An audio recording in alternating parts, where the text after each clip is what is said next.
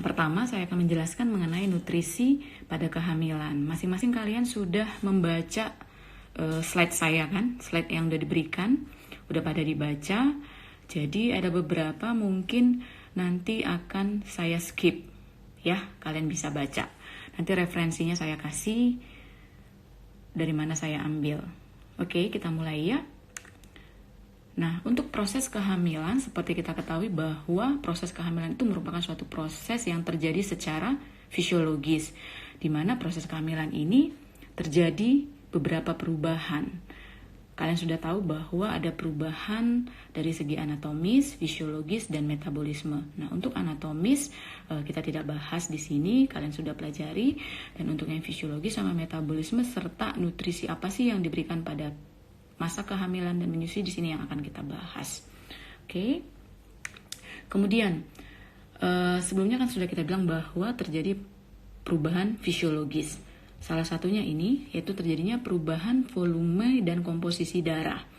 Pada kehamilan di akhir trimester pertama itu terjadi peningkatan volume plasma. Nah, itu terjadi pada akhir trimester pertama. Namun pada akhir kehamilan, peningkatan yang terjadi ini terjadi sebesar 50%. Gitu, ya.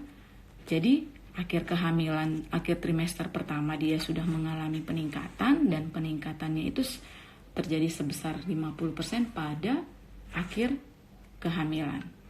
Oke. Kemudian, seperti kita ketahui bahwa jumlah sel darah merah itu meningkat selama kehamilan. Namun peningkatan jumlah ini tidak seiring dengan penambahan volume plasma darah. Gitu. Jadi banyaknya hemoglobin dalam tiap sel darah merah tidak berubah. Tetapi karena jumlah sel darah merah per 100 ml darah menurun, maka kondisi ini akan menyebabkan terjadinya pengenceran yang sering kita sebut dengan hemodilusi, ya. Nah, jadi pada kehamilan bisa terjadi penurunan HB bisa sampai 10 sampai 11 gram persen. Ini yang terjadi pada bulan pertama kehamilan. Selain itu, perubahan ini juga menyebabkan terjadinya peningkatan dari kebutuhan Fe. Peningkatan kebutuhan Fe ini diperlukan untuk pembentukan Hb, kemudian untuk kebutuhan janin dan produksi enzim. Oke. Kemudian, selain itu juga terjadi perubahan pada sistem kardiovaskular dan pulmoner. Nah, perubahan ini terjadi di mana pada trimester pertama dan kedua itu terjadi vasodilatasi perifer. Nah, kalau terjadi vasodilatasi perifer, maka akan terjadi penurunan dari tekanan darah. Dan penurunan ini terjadi sekitar 5-10 mg air raksa. Namun, dia akan kembali ke normal pada trimester ketiga. Jadi, walaupun terjadi perubahan pada trimester pertama dan kedua, dia akan kembali ke normal pada trimester ketiga. Kemudian, mengingat terjadinya kebutuhan oksigen yang meningkat, kemudian volume darah yang meningkat, ini akan disesuaikan dengan terjadinya peningkatan dari cardiac output. Nah, peningkatan cardiac output yang terjadi ini sebesar 40%. Nah, peningkatan ini akan diadaptasi dengan terjadinya peningkatan dari sedikit peningkatan ukuran jantung, yaitu sebesar 12%. Nah, selain itu, pada kondisi hamil seperti kita ketahui bahwa terjadi pembesaran uterus. Jadi janinnya berkembang, uterusnya berkembang, jadi terjadi pembesaran uterus. Pembesaran ini akan menyebabkan penekanan dari vena cava. Akibat dari penekanan inilah yang sering kita jumpai terdapatnya edem ringan pada tungkai ibu hamil. Nah, selain itu juga perlu kita ingat bahwa pertumbuhan janin dan pembesaran uterus, dia akan semakin membesar. Jadi janin bertumbuh, uterus membesar, otomatis dia akan mendesak diafragma ke atas. Nah, diafragma yang mendesak ke atas ini akan menyebabkan kapasitas dari paru-paru akan berkurang. Nah, itu akan diadaptasi oleh ibu dengan bernafas sedikit cepat. Jadi itu udah pada tahu ya. Kemudian kita lanjutkan. Terjadi juga perubahan pada fungsi ginjal. Nah, perubahan pada fungsi ginjal ini untuk apa? Kenapa terjadi? Karena terjadi peningkatan kebutuhan dari metabolisme, di mana terjadi peningkatan peredaran darah ibu juga, kemudian terjadi pengeluaran produk-produk dari sisa janin. Jadi produk-produk sisa janin ini dikeluarkan melalui dari ginjal isi ibu. Nah, pengeluaran sisa metabolisme baik dari ibu dan janin ini akan menyebabkan terjadinya peningkatan aliran darah dan GFR. Peningkatan itu sebesar 50%. Nah, pada kondisi ini berarti kan GFR-nya, alirannya darahnya meningkat, kemudian pengeluarannya meningkat, otomatis dia akan bisa menyebabkan terjadinya penurunan dari absorpsi glukosa, asam amino, dan vitamin larut air. Ini salah satu faktor juga yang menyebabkan bahwa kita harus memperhatikan untuk vitamin-vitamin larut air pada ibu hamil. Jadi kita harus memikirkan bahwa kondisi fisiologis ini terjadi. Jadi ketika kita memberikan edukasi, memberikan nutrisi, saran nutrisi pada ibu-ibu hamil, kita harus pertimbangkan untuk mencari bahan makanan sumber yang mengandung vitamin-vitamin larut air. Oke, sampai di sini jelas ya. Kemudian, perubahan apa lagi yang terjadi pada ibu hamil? Perubahan pada saluran cerna. Nah, sering kan kita menjumpai bahwa terdapat banyak keluhan-keluhan pada ibu hamil terkait saluran cerna, dan itu nanti kita bahas di belakang juga ya. Nah, kenapa terjadi perubahan saluran cerna ini pada ibu hamil? Nah, kalau kita ketahui bahwa pada ibu hamil terjadi perubahan hormon, salah satunya terjadi peningkatan dari progesteron. Nah, progesteron yang meningkat ini akan menyebabkan terjadinya relaksasi dari otot-otot polos. Nah, apa akibatnya kalau terjadi relaksasi otot-otot polos? Nah, kalau di saluran cerna kan otot polos ya. Jadi saluran cerna akan relaksasi juga. Apa yang terjadi kalau relaksasi dari saluran cerna? Otomatis motilitas atau pergerakan dari saluran cerna akan menurun. Gitu. Nah, saluran cerna itu kita ketahui saluran cerna itu dari mulut sampai anus ya. Nah, bayangkan kalau pergerakan dari saluran cerna menurun, apa yang terjadi? Otomatis makanan yang di dalam saluran cerna itu lebih lama, salah satunya di dalam lambung. Ya, jadi makanan yang di dalam lambung, dia berada dalam lambung lebih lama, berada di saluran cerna lebih lama. Akibatnya apa? Reabsorpsi air semakin meningkat. Kalau reabsorpsi air meningkat, semakin banyak reabsorpsi air, apa yang terjadi? Konstipasi. Itu kenapa pada ibu hamil juga kita bisa jumpai adanya konstipasi. Kemudian apalagi yang terjadi akibat dari relaksasi otot polos ini? Makanan semakin lama di saluran cerna, pergerakannya terganggu, otomatis absorpsi zat gizi semakin meningkat juga. Gitu. Kemudian terjadi juga perlambatan pengosongan lambung. Kalau dia pengosongan lambung lama, otomatis makanan di dalam lambung lebih lama dibandingkan orang yang tidak hamil. Kemudian terjadi dilatasi sfinkter lambung. Nah, selain yang dua ini, yaitu perlambatan pengosongan lambung sama dilatasi sfinkter lambung, penekanan uterus yang mendesak ke atas itu juga akan mengakibatkan terjadinya reflux. Kalau kita sering dengar reflux ya, jadi kayak GERD gitu terjadi pada ibu hamil. Kita sering jumpai adanya heartburn juga. Nah, itu pada ibu hamil disebabkan oleh karena ini gitu. Nah, jadi kalau makanan di dalam lambung, waktu untuk dikosongkannya masuk ke dalam usus lebih lama, kemudian sphincter yang untuk menahan supaya makanan tidak keluar dari lambung mengalami dilatasi, akan menyebabkan terjadinya sering kalau misalnya reflux ya, GERD ya, atau kita jumpai dengan heartburn. Sampai di sini jelas ya, kenapa pada ibu hamil bisa terjadi reflux. Oke. Kemudian terjadi juga perubahan metabolisme. Nah, sampai awal kehamilan, metabolisme baik metabolisme dari berbagai makanan itu mengalami peningkatan tapi sedikit. Tapi pada kehamilan 4 bulan sampai akhir kehamilan itu peningkatan metabolisme yang terjadi itu sebesar 15-20%. Jadi semakin meningkat. Ya. Kemudian kenapa metabolisme ini mengalami peningkatan? Ini untuk menjamin kebutuhan oksigen janin dan plasenta tercukupi dengan baik. Gitu. Dan peningkatan ini juga terjadi karena adanya peningkatan dari kerja jantung ibu. Tadi kan sudah saya jelaskan ya sebelumnya.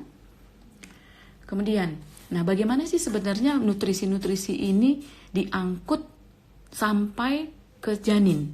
Dari ibu sampai ke janin. Nah, semua nutrisi yang akan disampaikan dari ibu ke si janin itu antar melalui plasenta.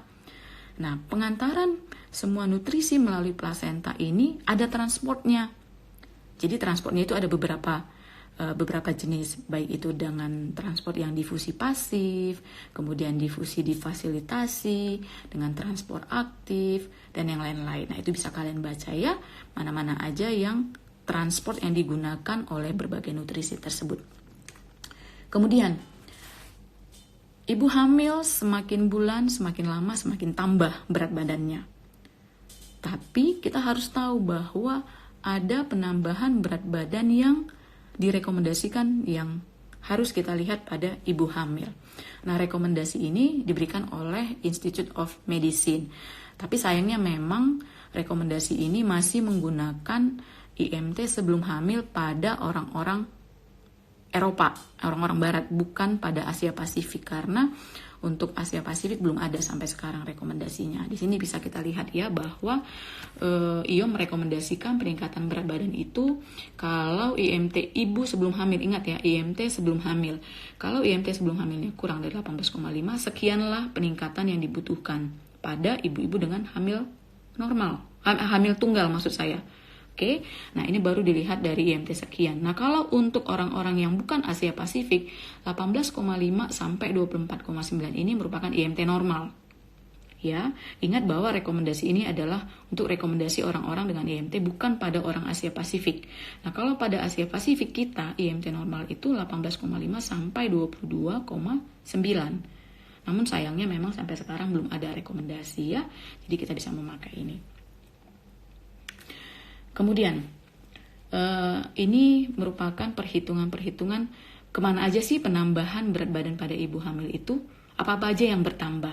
Ini bisa kalian lihat ya, ada pertambahan janin, untuk plasenta, ukuran mame, kemudian darah, cairan ekstraseluler, lemak ibu, dan banyak lagi ya. Jadi kalau dijumlahkan sekitar 12 kg.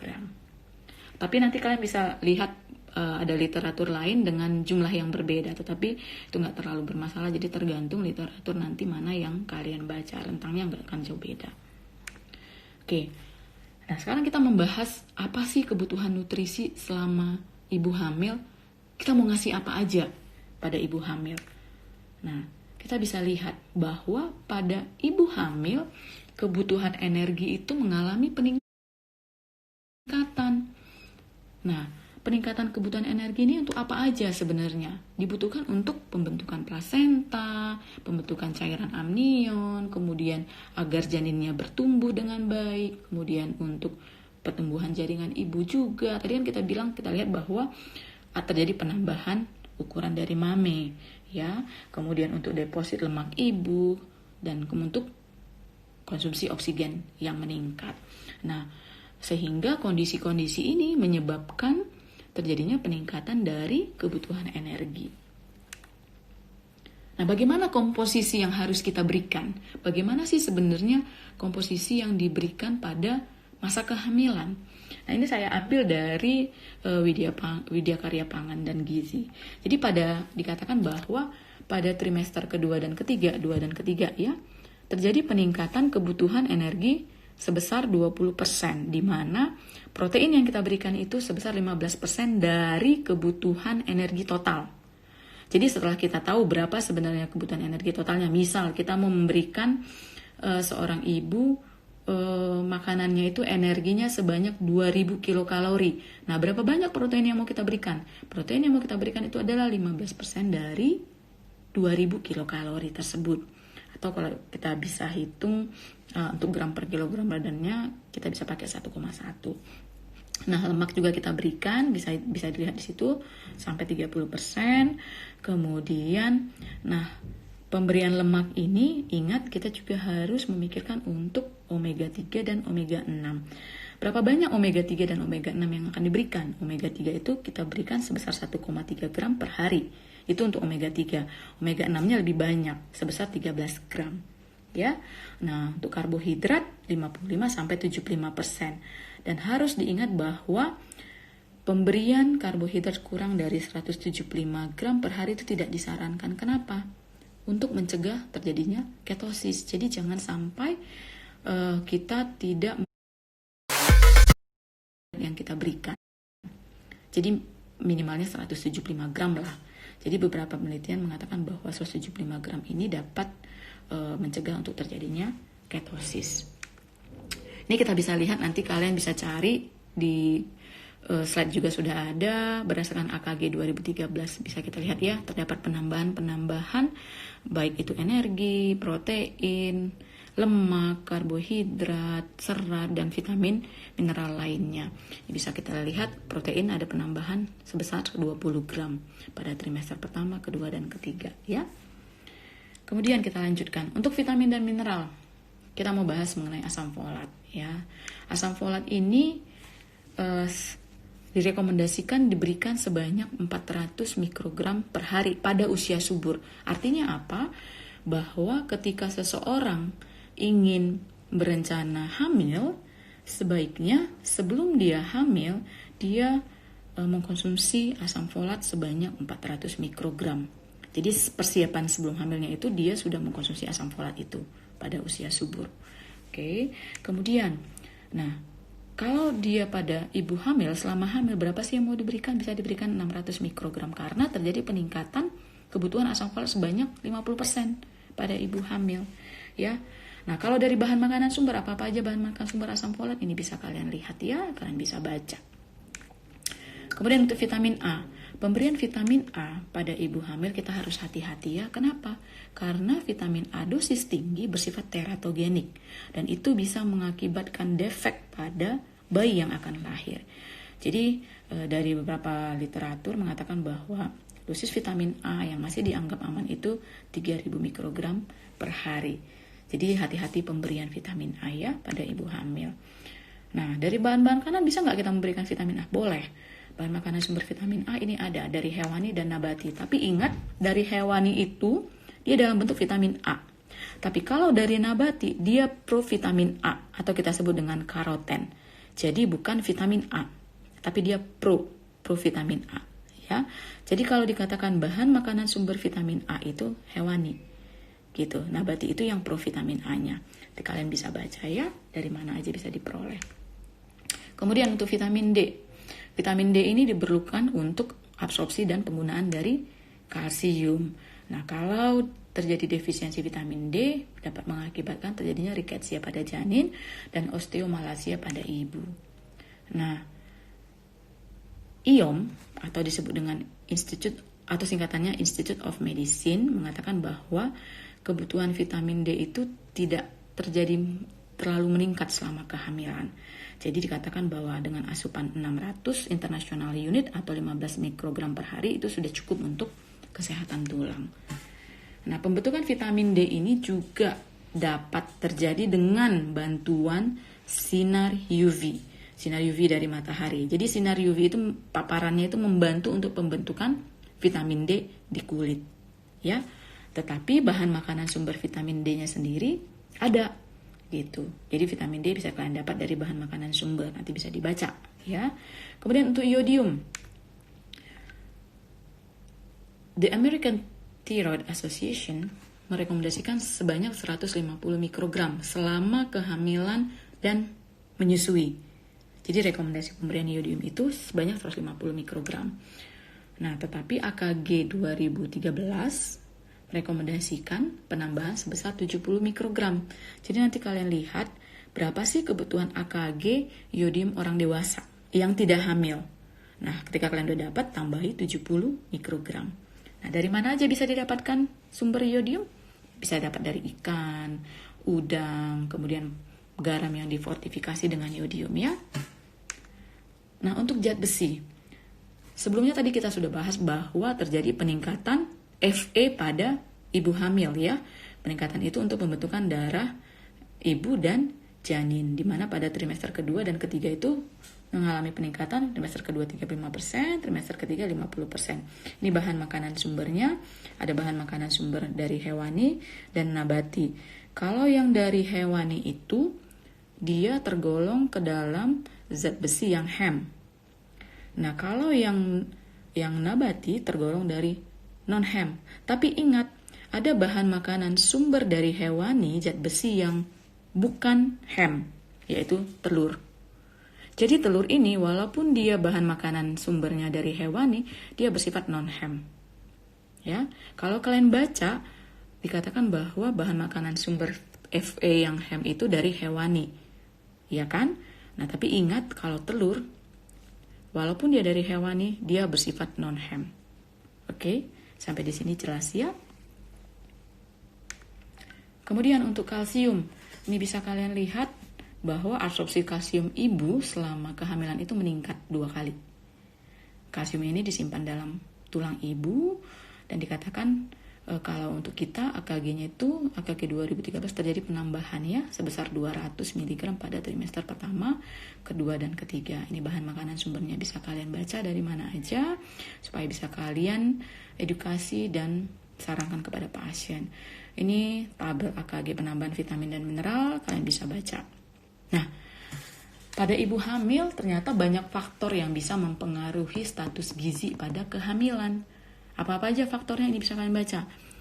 Usianya ibu pada saat hamil, kemudian asupan makanannya yang kurang atau tidak adekuat, kemudian jarak antar kehamilan, kebiasaan ibu sehari-hari, atau contohnya apa? Apakah ibunya merokok, konsumsi alkohol, kafein, dan penggunaan obat-obatan.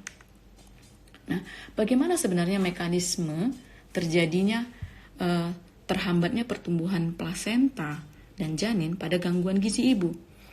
Nah, jadi kalau gizi ibu terganggu, otomatis terjadi gangguan pertumbuhan dari si janin di dalam kandungan ibu kan? Bagaimana prosesnya? Jadi gangguan gizi yang terjadi pada ibu, apakah dia memang asupannya yang kurang, kemudian dia terjadi defisiensi, dia akan menyebabkan terjadinya penurunan dari penambahan volume darah. Seperti kita ketahui sebelumnya kita bilang bahwa pada ibu hamil secara fisiologis terjadi penambahan volume darah kan.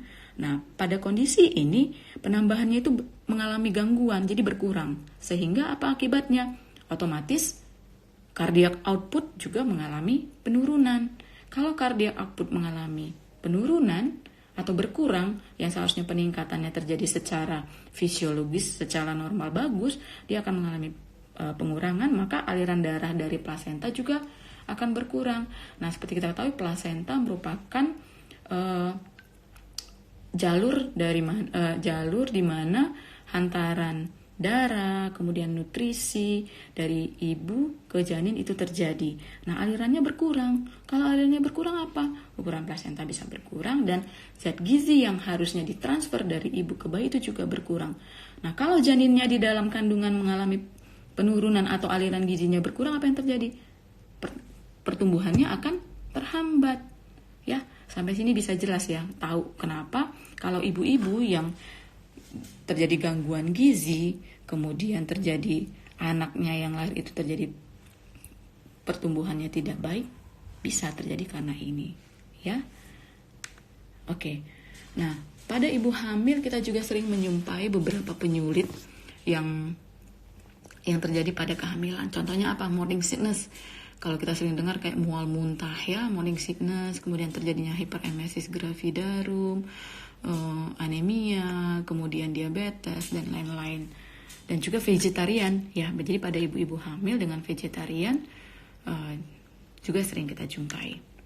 Nah, morning sickness. Sebenarnya kenapa sih terjadi morning sickness? Secara fisiologis itu terjadi karena terjadinya perubahan hormon kehamilan ya. Nah, kondisi ini apa yang bisa kita lakukan? Bagaimana kita memberikan nutrisi pada kondisi ini?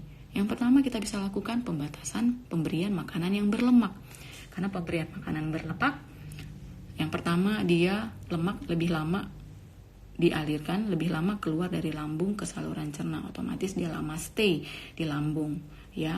Kemudian dia akan menyebabkan lebih lama, lebih banyak, lebih kenyang, kemudian dia bisa tadi kita bilang bahwa dia ada dilatasi dari sphincter, kemudian perlambatan pengosongan lambung, bisa menyebabkan reflux juga ya. Kemudian apalagi yang bisa kita lakukan pada kondisi morning sickness pada ibu hamil? Konsumsi makanan tinggi karbohidrat yang mudah dicerna. Dalam hal ini contoh biskuit dan cracker, dan sarankan untuk konsumsi buah-buah segar.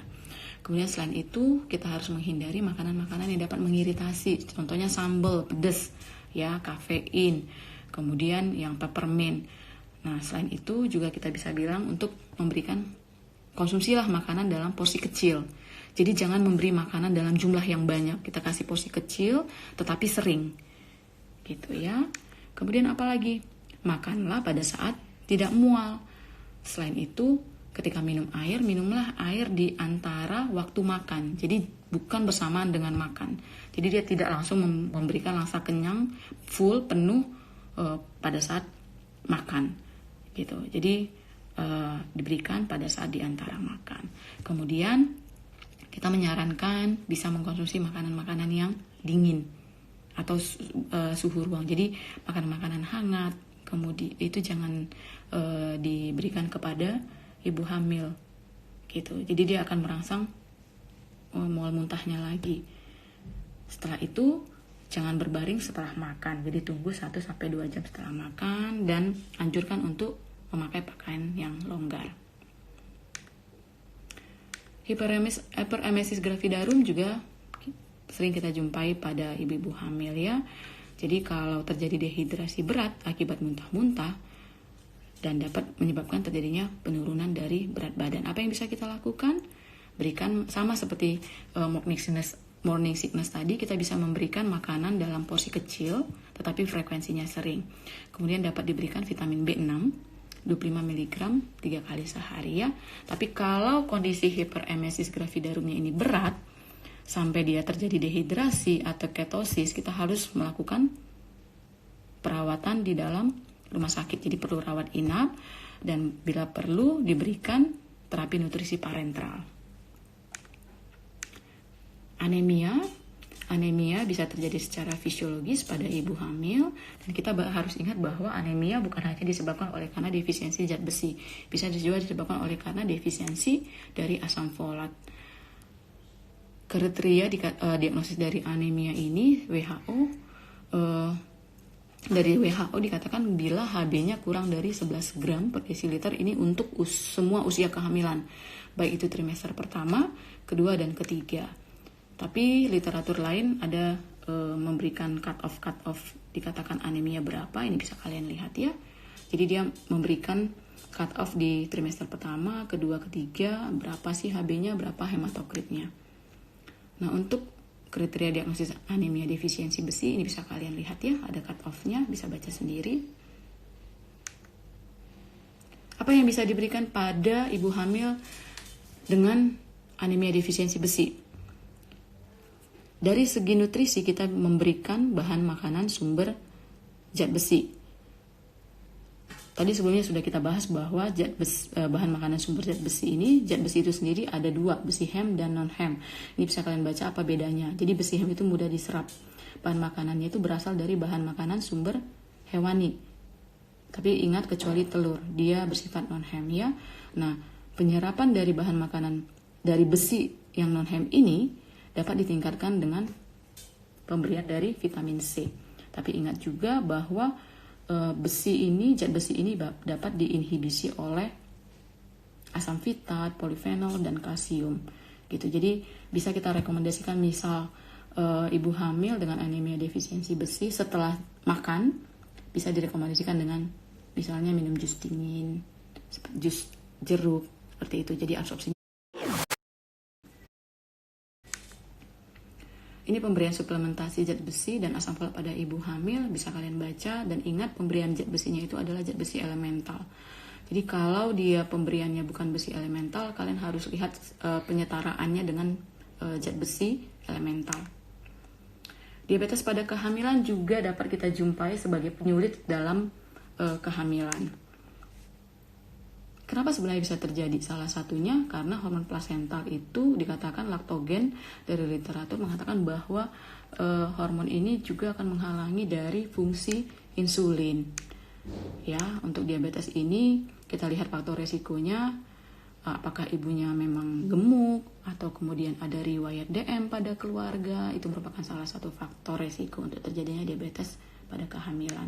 Jadi kita harus dicek itu pada usia kehamilan 24 sampai 28 minggu kehamilan ya. Oke, apa yang bisa dilakukan untuk ibu-ibu dengan diabetes pada saat dia hamil? Kita harus mengatur makannya, kemudian kita perhatikan aktivitas fisiknya, dan pemberian medikamentosa. Untuk pemberian nutrisinya, pada trimester pertama dikatakan bahwa tidak ada penambahan kalori. Nah, untuk trimester kedua, ketiga ada penambahan. Tapi nanti kalau kalian lihat di AKG 2013, trimester pertama, kedua, dan ketiga itu ada penambahan. Masing-masing jumlahnya ada penambahan. Ya, untuk pemberian protein, karbohidrat, ini bisa kalian lihat, lemak, sama seperti yang tadi saya sudah bilang bahwa karbohidratnya jangan kurang dari 175 gram per hari. Itu untuk mencegah terjadinya ketosis. Kemudian untuk hipertensi. Nah, pada ibu-ibu yang hamil dengan hipertensi, kita menganjurkan diet dengan tinggi kalori, protein, dan kalsium. Tapi kalau misalnya hipertensinya masih kasusnya ringan, kita tidak menyarankan untuk dilakukannya pembatasan natrium. Tapi kalau hipertensinya udah kasusnya sedang dan berat, perlu dilakukan pembatasan dari natrium. Nah, untuk hipertensi dalam kehamilan ini, kalian bisa menerapkan diet DASH. Nanti bisa cari tahu diet DASH itu apa, ya. Nah, ini untuk preeklamsi. Preeklamsi ini biasanya kita jumpai adanya hipertensi dan proteinuri, ya. Jadi kita bisa menyarankan untuk mengkonsumsi kalsium yang cukup, kemudian tinggi serat, dan potasium. Potasium itu kalium. Nah, kalium itu bahan makanan sumbernya dari mana? Kalian harus cari. Oke. Kemudian kenapa itu harus diperhatikan? Karena asupan-asupan seperti tinggi karbohidrat, kemudian sukrosa, asam lemak tak jenuh ini merupakan faktor-faktor yang dapat meningkatkan terjadinya risiko preeklamsia. Jadi harus dibatasi. Kurang energi kronis juga dapat kita jumpai pada ibu hamil, dan kurang energi kronis ini merupakan juga penyulit pada masa kehamilan. Apa sih faktor resiko ibu hamil bisa mengalami kurang energi kronis atau kita sebut dengan KEK? Nah, nanti kita ukuran lilanya kurang dari 23,5 cm. Kalau ukuran lilanya kurang dari 23,5 cm, maka dia beresiko untuk mengalami KEK. Selain itu apalagi? IMT sebelum hamil. Jadi kita harus tanya berapa sih sebenarnya IMT-nya sebelum hamil. Kalau dia kurang dari 17 kg, dia masuk ke dalam malnutrisi, ya. Nah, dia berarti beresiko untuk terjadinya KEK. Kemudian apa lagi? Berat badan sebelum hamilnya, kalau dilihat dari berat badan sebelum hamil. Kemudian pada saat hamil, kalau pada trimester ketiga berat badannya kurang dari 45, maka dia akan beresiko. Kemudian ibu-ibu atau wanita yang menderita anemia dengan HB kurang dari 11. Nah, untuk meminimalisasi resiko ini, apa yang bisa kita lakukan? Kita bisa melakukan deteksi dini resiko untuk terjadinya KEK. Berarti deteksinya itu dilakukan pada wanita-wanita usia subur. Jadi kita cek, salah satu contohnya misalnya pada usia subur, kita ukur IMT-nya, kalau dia kurang dari 17, berarti kita harus meningkatkan atau memperbaiki nutrisinya sampai IMT-nya naik ke IMT normal, ya, supaya dia mengurangi untuk resiko terjadinya KEK.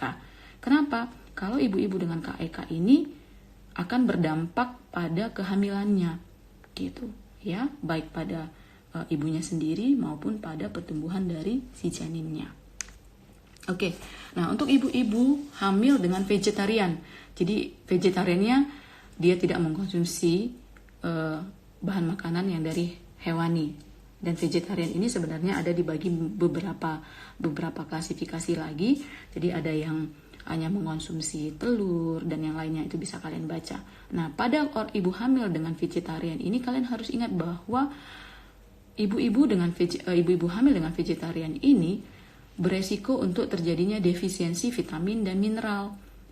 Defisiensi vitamin dan mineralnya apa-apa aja? Vitamin B12, riboflavin, vitamin D, dan kalsium, protein, zat besi, serta zinc. Kenapa? Karena vitamin-vitamin ini kita peroleh dari bahan makanan hewani. Gitu. Jadi, kalau misalnya ibu-ibu hamil dengan vegetarian, kalian harus ingat, dia beresiko untuk mengalami defisiensi. Oke. Nah, untuk status gizi ibu hamil, bagaimana kita bisa menilai status gizinya? Itu bisa kita lakukan dengan pemeriksaan klinis, kemudian pemeriksaan antropometri, laboratorium, serta asupan nutrisi. Asupan nutrisi berarti kita melakukan dietary recall. Kalian harus menanyakan apa sih asupan yang dia konsumsi. Oke, kemudian kita akan membahas mengenai nutrisi pada nutrisi pada ibu menyusui.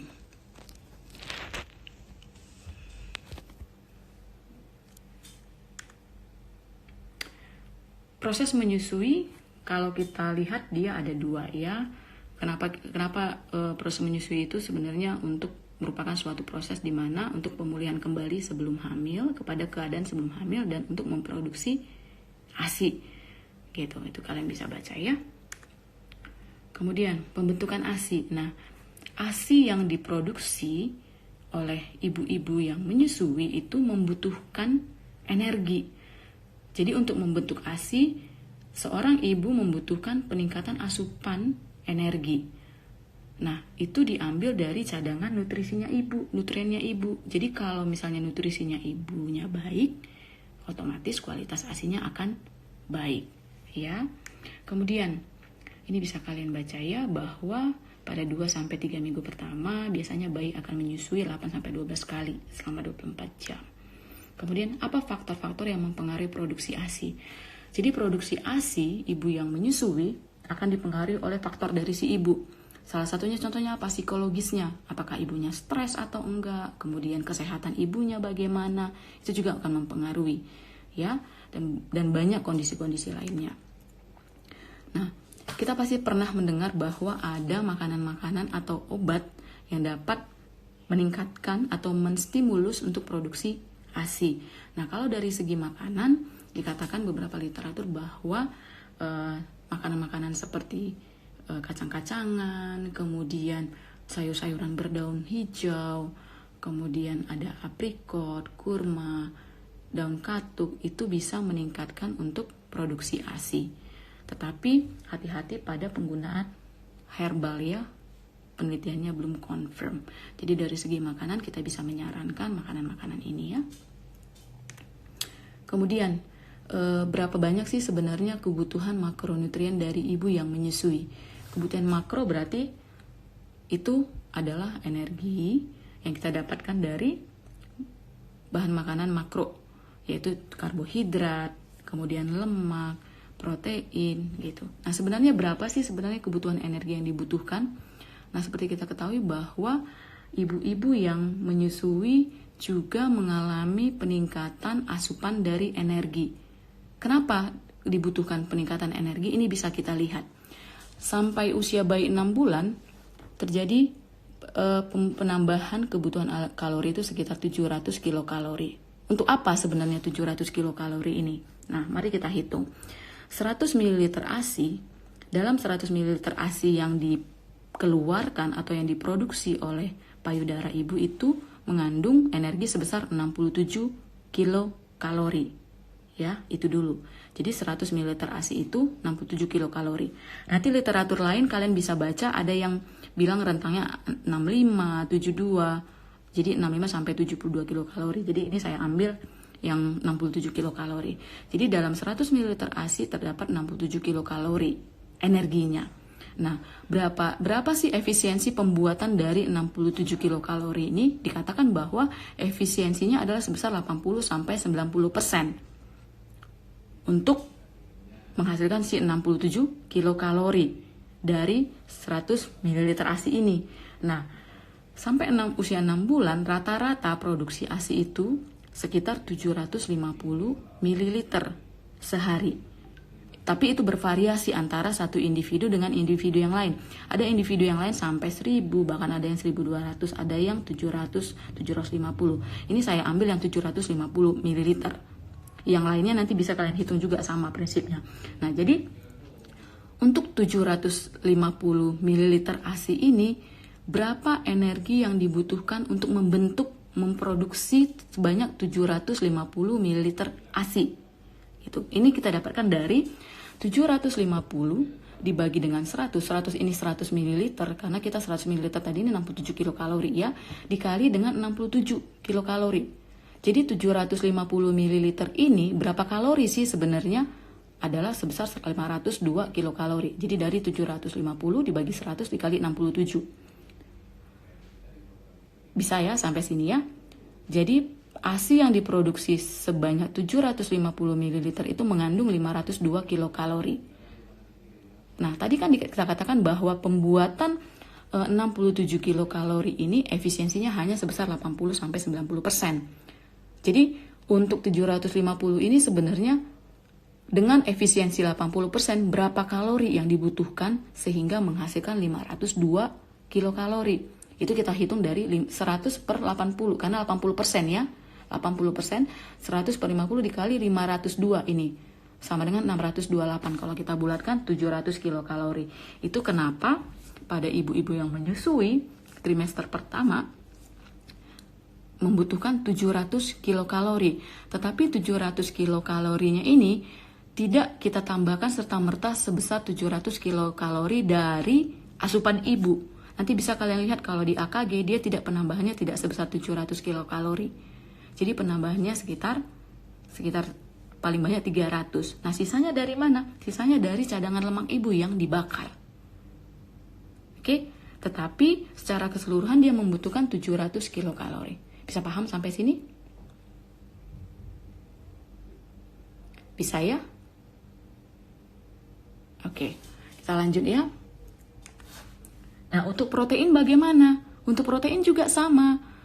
Jadi ada 6 bulan pertama diperlukan penambahan protein sebesar 16 gram per hari. Dari mana jalannya kenapa bisa ditambahkan 16 gram? Dari sini. Jadi kita ambil 100 ml ASI. Tadi juga 100 ml ASI ya. Tadi 100 ml ASI berapa kalori? Nah, ini sekarang di dalam 100 ml ASI terdapat 1,5 gram protein. Ya. Oke.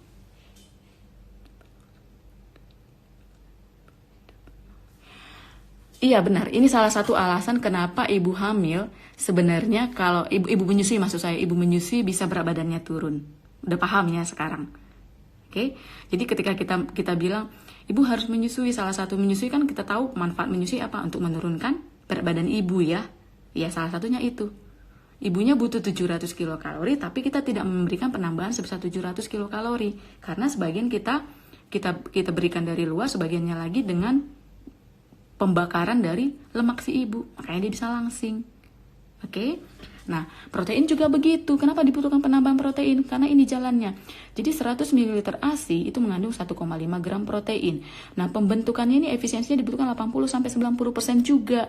Nah, jadi kalau untuk 750 ml ASI, berapa banyak dibutuhkan protein? Kita ambil dulu dalam 750 mg ini, berapa sih proteinnya? Kita kali 750 bagi 100 kali 1,5 sama dengan 11,2. Ya, nah kalau untuk 750 berapa banyak? Berarti efisiensinya kita bilang 80%. 100 per 80 kali 11,2 sama dengan 14. Jadi kita bulatkan sekitar 16. Ya, jadi dibutuhkan penambahan sebanyak 16 gram protein pada ibu yang menyusui. Nanti kalau kalian lihat dari AKG, penambahannya dikatakan situ ditambahkan 20 gram pada ibu menyusui, pada ibu yang menyusui juga ada penambahan. Nanti kalian lihat ya. Nah, jadi dia nggak terlalu jauh berbeda ya, 16 sampai 20. Oke? Bisa paham ya? Oke. Nah, untuk cairan jangan lupa. Cairan juga kebutuhannya meningkat. Kita bisa berikan 3 sampai 4 liter per hari ya. Nah, ini bisa kalian lihat. Nah, ini lihat ya. Jadi pada ibu menyusui, penambahannya 20 trimester pada bulan pertama dengan pada bulan kedua. Oke, penambahan protein. Dan terjadi penambahan energi, ini yang saya bilang tadi. Tadi kan kita hitung 700 kilokalori ya. Nah, 6 bulan pertama kita bilang, di sini di AKG-nya dibilang ditambahkan 330. Berarti kalau kita kurangi, 700 dikurang 330. Nah, sisanya itu didapat dari pembakaran si ibu, lemak si ibu yang dibakar. Makanya ibunya makin langsing. Makanya kita tambahkan hanya segini, nggak 700-nya. Oke? Bisa paham ya? Begitu juga yang lainnya. Kemudian, vitamin dan mineral bagaimana untuk ibu menyusui? Vitamin dan mineral diberikan sesuai dengan jumlah RDA-nya aja ya. Untuk vitamin dan mineral. Ini bisa kalian baca, tetapi ingat pada ibu-ibu yang tidak suka minum susu, kemudian ibu-ibu yang tinggal di daerah tropis, perlu kita pertimbangkan untuk pemberian vitamin D. Dan untuk tadi kita bahas bahwa ternyata ibu yang menyusui juga ada yang vegetarian kan. Nah, kita harus pikirkan bahwa orang-orang dengan vegetarian kemungkinan untuk defisiensi vitamin dan mineral yang berasal dari hewani juga akan terjadi. Jadi kita perlu pertimbangkan juga salah satunya suplementasi vitamin D, ya. Nah, untuk kalsium, magnesium, dan fosfor dikatakan bahwa kebutuhan ketiganya ini sama dengan ibu yang tidak menyusui. Oke, selebihnya kalian bisa baca ya. Tapi ingat harus mencukupi kebutuhan kalsium dari si ibu, 100 mg per hari. Itu bisa kalian sarankan dari bahan makanan sumber juga. Contohnya apa? Susu, keju, yogurt, dan lain-lain. Oke, nah untuk iodium dan zinc, ini perlu kita perhatikan. Kenapa? Karena keduanya ini dibutuhkan untuk proses perkembangan dari neurodevelopmental dari si janin, ya. Kalau AAP merekomendasikan sebesar 290 mikrogram per hari. Oke, selebihnya baca ya. Zincnya bisa kita dapatkan dari makanan laut. Nah, untuk antioksidan seperti vitamin C, vitamin E, selenium, ya. Kita ketahui bahwa vitamin C itu di dalam ASI itu ada sebanyak sekitar 40 mg per hari. Nanti kalian bisa lihat di AKG berapa sih yang kita rekomendasikan. Kalau untuk AKG vitamin C pada orang dewasa yang bukan hamil, itu sekitar 75-90 mg. Nah, nanti kalian lihat untuk ibu hamil berapa sih? Gitu ya. Jadi kalian bisa baca. Jadi saya nggak ngasih tahu semua supaya kalian bisa lihat dan baca. Kemudian untuk energi dan protein. Nah, yang perlu kita ingat adalah pada ibu menyusui, kita harus memperhatikan pemberian energinya. Maksudnya apa? Maksudnya adalah ketika kita memberikan asupan energinya suboptimal atau kurang dari 1.500 atau sampai 1.800, bisa menyebabkan produksi ASI menurun. Jadi ibu menyusui jangan berikan energinya kurang dari 1.500 sampai 1.800. Nanti terganggu proses menyusuinya karena produksi ASInya akan menurun. Oke, itu yang perlu diingat juga ya. Kemudian untuk lemak. Untuk lemak hampir 90% lemak dalam ASI itu dalam bentuk trigliserida.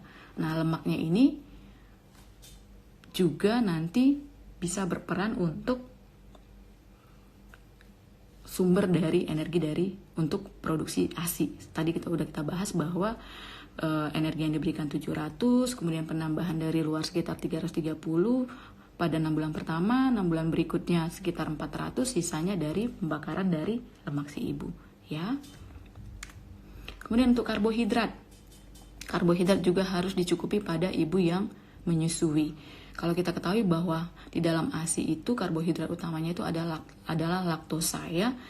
Laktosa ini banyak sekali manfaatnya untuk si bayi yang disusui. Kenapa? Karena laktosa akan merangsang pertumbuhan mikroorganisme.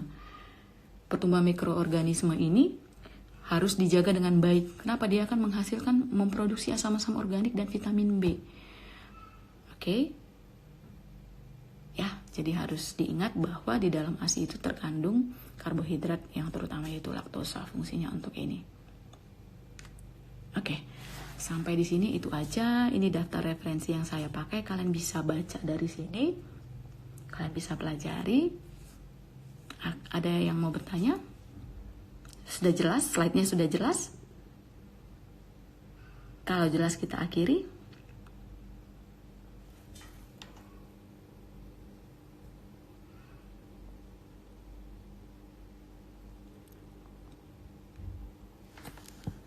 Oke. Penambahan berat badan pada ibu hamil, sebelumnya kan kita udah bahas ya, penambahannya itu kalian bisa lihat rekomendasinya berapa sih sebenarnya pada ibu hamil. Sebentar, ini. Oke. Nah, jadi kalian bisa lihat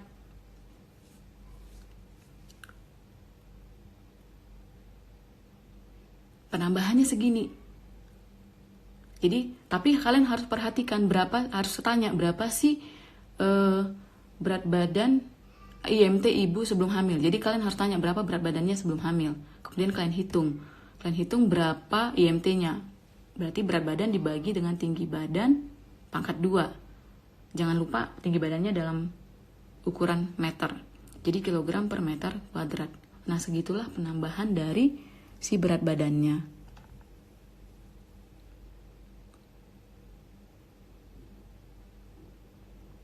Oke, ya. Oke, sampai sini ya. Sudah jelas ya. Nanti dibaca lagi slide-nya, dibaca referensi yang saya kasih ya. Selamat siang.